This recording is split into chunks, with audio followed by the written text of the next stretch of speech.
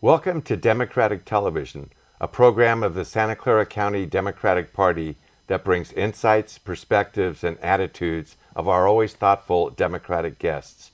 Today we're joined by Rich Gordon, currently a member of the San Mateo County Board of Supervisors and soon to be the Democratic office holder in the 21st Assembly District.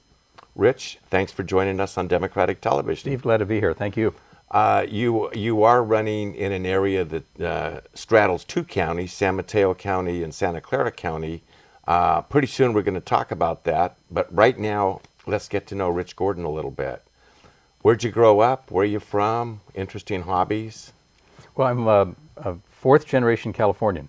Oh. I was born and raised in San Mateo. No kidding. I went to local schools, Meadow Heights Elementary in San Mateo. I started Burlingame High School, got one semester in, and my dad took a job in Southern California. And so we moved behind the orange curtain for high school. And I did my high school and college there. While you were going to school, did you have any folks that you really admired or encouraged you and said, now, Rich, you could be governor someday? Well, you know, I was always involved in a kind of school leadership activities. I was captain of the safety patrol in 6th grade. Student body vice president in 8th grade. And when I got to high school, I ended up being president of the student body of my high school. I don't know that there was anyone who particularly encouraged me to do that.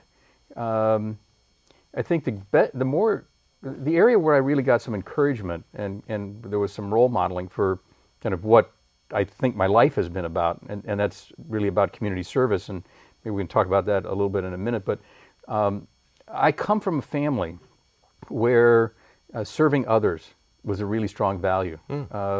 My grandfather was active in service clubs, very active in community groups, and participated in various charitable activities. There's a kind of apocryphal story in our family about my grandmother who, in the 30s, when they lived in Oakland, lived not far from the rail tracks. And there were folks, hobos they were called, living at the rail tracks during the Depression. And my grandmother put food out on the back porch every day for them. And so when I think what my grandparents did, kind of my parents' involvement in their church and in the community, I think if I have a role model, it really comes out of my family, where there was a strong sense that, you gave back, you participated, you contributed. So that's an ethic that you've carried with yourself after college and, well, before college and up to now. Well, it's really been a part of kind of who I am, I think, in many ways. As you may know, my first career was as a Methodist minister, and I spent 5 years in the ministry.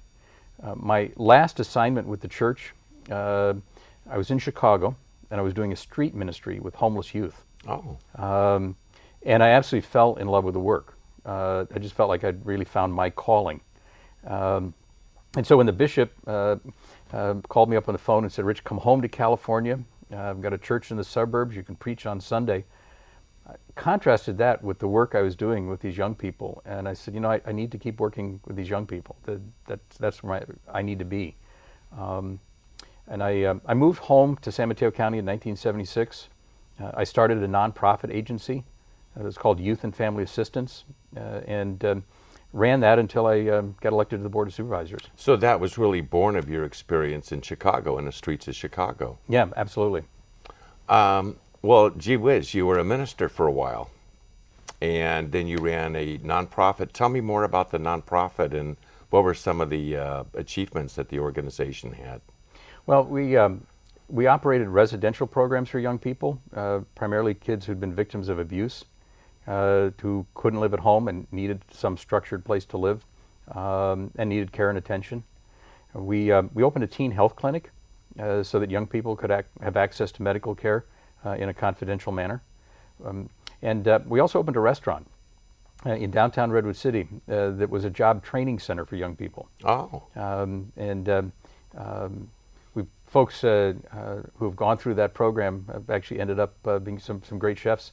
The chef at the Cliff House in San Francisco is a graduate of that program. No kidding. Yeah. Oh, it's a great place. Yeah.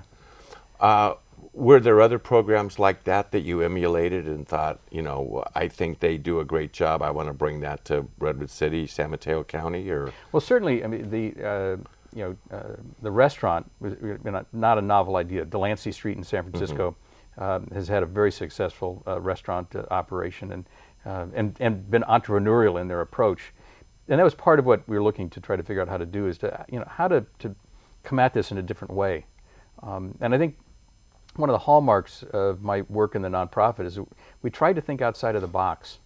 I remember when I wanted to serve homeless youth, kids who were between the ages of 16 and 19 and didn't have any place to live. So I went to the state of California for the licensing board. And they said, well, you can't do that because you can't serve kids like that on a 24-hour basis. I said, well, that's fine. I'm going to have a program that's open only 18 hours a day. So we found a way to make it work. Well, so you had a lot of challenges because you were doing work that hadn't been done before. Right, and we were, and one of the challenges also was funding.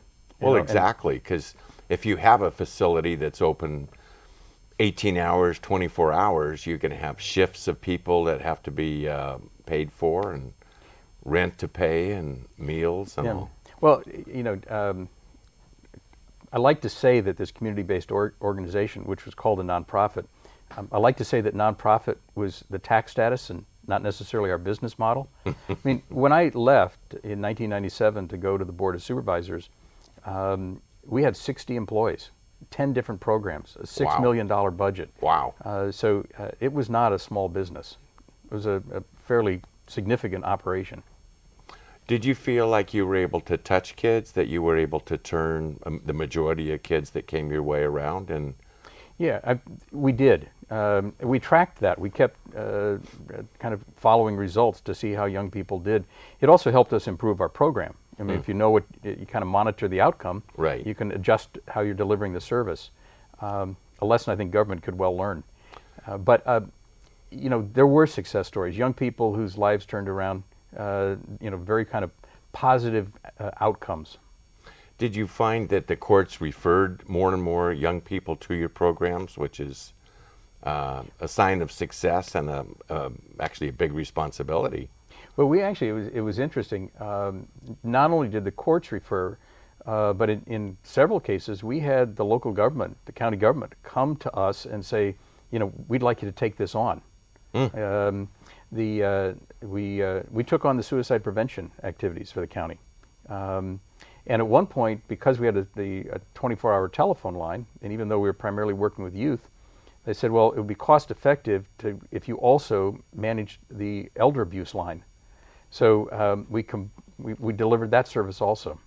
How did you do that? Because that probably is a line that gets a lot of calls at 2 a.m. and the non-traditional hours. Well, we had we had a volunteer crew, and they were there 24 hours and available. Skeleton crew obviously overnight, but we had a way that folks could reach a live person 24 hours a day. Wow, that's so important. Yeah. Now, you said you did this until you ran for the Board of Supervisors, but you also held other public office. Well, while I was working in the nonprofit sector in 1992, I ran for the San Mateo County Board of Education and served there 2 terms. I got reelected, I guess, essentially in 1996. So I had 5 years on the County Board of Education when there was an opening on the Board of Supervisors, and I ran for the county board. So what made you want to get involved in the whole educational system? And I know the county office does different stuff, has different responsibilities from a, quote, normal school board where you have boundaries, certain, all Right. students. Well, it actually meshed very well with the work I was doing in the nonprofit sector. County offices of education throughout California run the court and community schools, so they work directly with young people who are in the juvenile justice system. They also do the special education programs in many jurisdictions. So it fit well with the work I was doing. and see, it was kind of a natural outgrowth of my nonprofit work. So serving on the County Board of Education was a volunteer activity. Did that in addition to my nonprofit work. What made you want to run for the Board of Supervisors? That's a whole different level. That's a full-time, it's a job, it's a obviously big commitment. Right. Well, I think I'd reached a point where, having been elected twice countywide in San Mateo County to the County Board of Education, I understood the electoral process in a way that I hadn't previously. So first of all, I thought I could win. But most importantly, I did this because I really saw it as a way to expand the work that I'd been doing. It would allow me to take my desire to serve the community to a whole nother level, take it up a notch. And it's been a fascinating experience for me, because while I came from the nonprofit sector with a background in health and welfare services, particularly for young people, I've had the opportunity to work on a much broader range of issues. So we run a county hospital, been actively involved in healthcare delivery. We make land use decisions, and part of San Mateo County is an incredible coastal zone. And so there have been environmental concerns and environmental issues we've dealt with. But I think the best thing about the job is that I've learned something new every day. Because of the variety of activities and the variety of issues that county government touches, and the lives that county governments touch, it provides an opportunity for me to learn something new, because I'm always in new arenas. Wow. And so you have made a decision a while ago to take this up a notch after the Board of Supervisors, and that made you want to run for State Assembly. Right. Candidly, Steve, we have term limits on the San Mateo County Board of Supervisors. At the end of 2010, my service to the county is over. And I'd planned to retire. Two things happened. One, the state of California started to deteriorate around us, and became more and more dysfunctional. And in 2008, I served as president of the statewide Association of County Supervisors.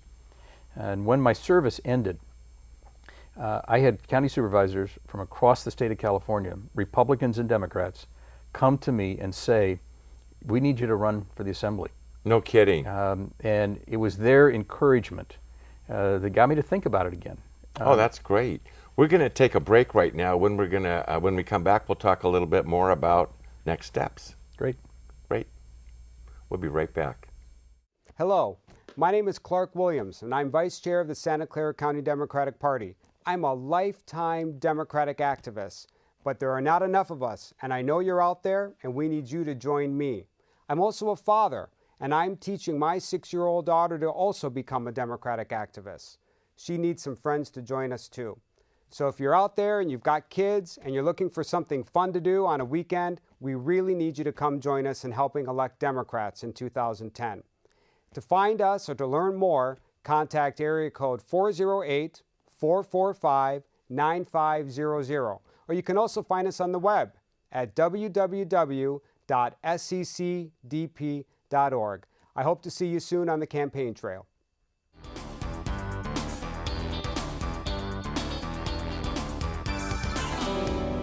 Welcome back to Democratic Television. We're interviewing Rich Gordon, the Democratic candidate for the 21st Assembly District. Rich, we were talking about you're deciding to run for the Assembly, and you mentioned that you had been encouraged by folks, Republicans and Democrats, and that was an incentive for you to keep looking. Well, it was certainly my colleagues on boards of supervisors around the state suggested I do this. And I also had such a strong concern about the direction of the state of California, and I know when I made this decision, it was over the holiday period in December, and my husband Dennis and I were at home, and he finally said to me, he said, "Stop complaining and run for office." And so he and the cats took a vote, and I put my name in for the nomination. But I care very much about this state. And one of the things that concerns me tremendously is that there are huge, major issues that need to be confronted in California. We have an economy that needs to be revitalized. We need to get people back to work. We need to have people in jobs. We need to continue to protect our environment and maintain our environmental integrity of California. We need to restore our education system to world class. We need to deal with health care. And water is a critical issue for the state of California. But what concerns me is that the gridlock in Sacramento, the inability of people to get to some resolution, it causes us to not really deal with these issues. We tinker around the edge. Right. And we're really not solving the problems of California. But there almost seems to be an incentive for the minority party, the Republican Party, to keep things in disarray and to not find that common ground. First of all, let me comment about the challenge of getting to common ground, particularly in this era. One of the things that I learned when I ran for public office is that the process of running is very different from what happens when you're elected. So when I run for office, as I will do over the next 2 months, I'm going to try to define how I am different from my Republican opponent. So the process of running for office is all about how you're different, defining difference. But when you get elected, governing is about building consensus, finding common ground, bringing people together. It's a whole different skill set. Yeah. And so a lot of folks are very good at running for office, but maybe not well prepared to govern. But I think one of the things that's happening right now in our country is that this 24-hour news cycle with the talking head television shows that fill our airways, their whole goal is to keep everybody in political mode, to keep everybody talking about the difference. It's what creates the kind of cynicism that they want to foster and keep people watching their shows. And so we've got a very challenging time when there are a lot of forces that don't want people to get to common ground, that want to maintain this difference. Well, and I think a byproduct of that is people drop out. They say, this electoral process isn't for me. I'm not going to bother to vote. It doesn't make any difference. And the cynicism gives a strategic advantage to the other side. Well, absolutely. And so one of the key things that we need to do as Democrats is to get engaged and to be more actively involved. We cannot let cynicism invade our values. We've got to remember that we have some really strong core democratic values, and we need to protect and uphold those values.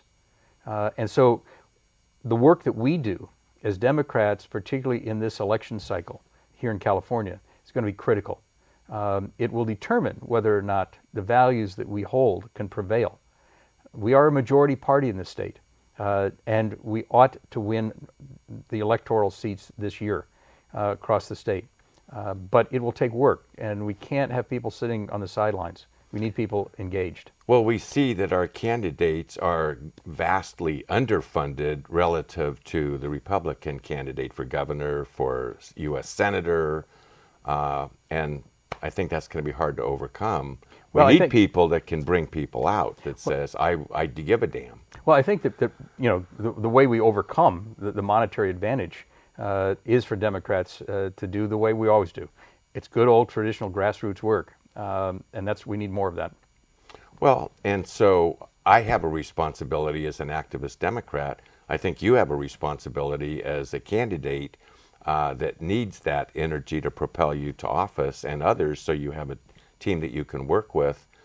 How do you change from the principles of a Democrat, the values, to the pragmatic work that I know exists and is expected in the assembly?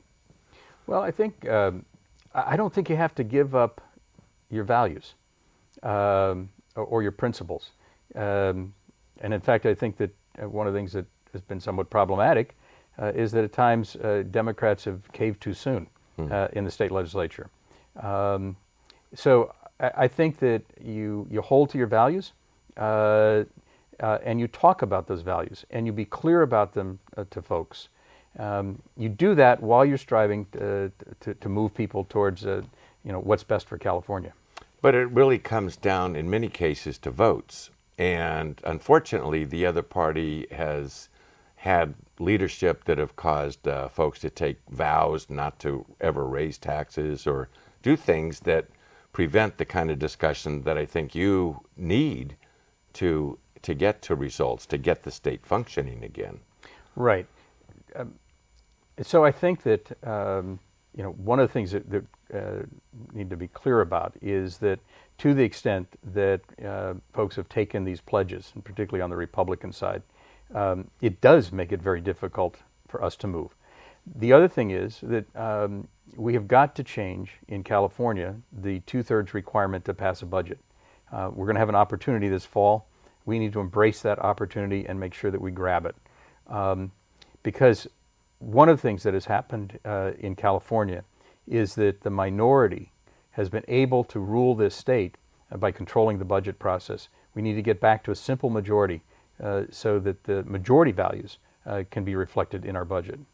Let me ask you this. You are an old-fashioned guy. In other words, I think you go door to door, you precinct walk, you actually get out and talk to voters, and my guess is that you don't just talk to Democrats. When you share these ideas with people, how are you received? I'm actually received very well. There are a handful of folks, who don't like government and don't like me coming around and don't want to talk.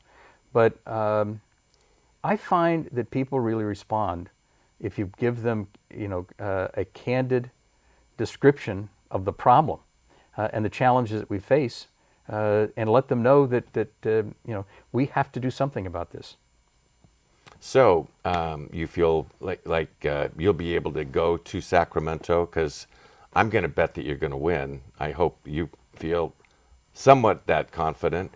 And then the real work begins. I mean, I think campaigning is tough, but working in that environment to get, progressive change, progressive tax structures and all that, do you feel that you can be able to have those communications with the other party in a meaningful way? Well, let me first of all let me say that I'm not taking my opponents for granted. We are going to run a good, solid campaign. We have a campaign team on the ground. We'll be working hard to guarantee the victory. Yeah. Even though this is a seat that was drawn to provide some safety for Democrats, we're not going to take that for granted. And I'm going to wear out another pair of soles on my shoes, walking door to door in this fall. If I am successful, as I hope to be, and get to Sacramento, I actually think that this will be the most difficult job I've ever tried to do in my life. I'm not naive about the challenges that lie ahead. There are severe ideological chasms that have to be bridged. There are severe structural financial problems in the state of California. We need to reform the way we govern in California if we're going to address the critical issues. And we've got to find a way to get to some consensus about some of those reforms. On the budgeting side, I want to see California go to a 2-year budget. So you have to think ahead. Right. I want to see California look at measuring the outcomes of its expenditures so that we know how the tax dollars are being spent. And as I said, I want to eliminate the 2/3 requirement to pass the budget. But I think that what I will bring to this endeavor is some background and experience of having worked to bring people together. As I said, when I served as president of the State Association of Counties, I worked with county supervisors in all 58 counties in this state. I went during that year and visited in 60% of the counties, spent time talking to people. And at the end of the day, to be someone who is endorsed and embraced by folks with different philosophies than mine, but who think that I can get the job done, gives me some hope that I can work to bring some people together. And that's certainly going to be a part of the task that I will undertake in Sacramento. We have about a minute and a half left. So my comment is I'm hoping that your years as a minister communicating positive stuff and hope and renewal it will be useful for you. And I'm not asking you to respond to that. What I would like to know is if people want to get engaged in your campaign, learn more about your positions, do you have a website or some way to share? What I would suggest is that people go to www.richgordon2010.com. There's a good information about me as a candidate, my biography, the issues, positions I've taken, list of endorsements, and a way for them to link on to contribute and to participate. And I'd love to have folks get involved. I do think, Steve, that I bring a unique background. Someone who has worked in community service, dedicated his life to community service based on my background and my family upbringing. I come with a sense and a belief that we can do things better, that we can improve, is a faith-based belief in the human potential and our capacity to be better. And I think we can do that for California. I'm very encouraged. Thanks, Rich. Thanks for watching Democratic Television. Give us a call at 408-445-9500. Visit our website, www.sccdp.org, and we'll see you on the campaign trail.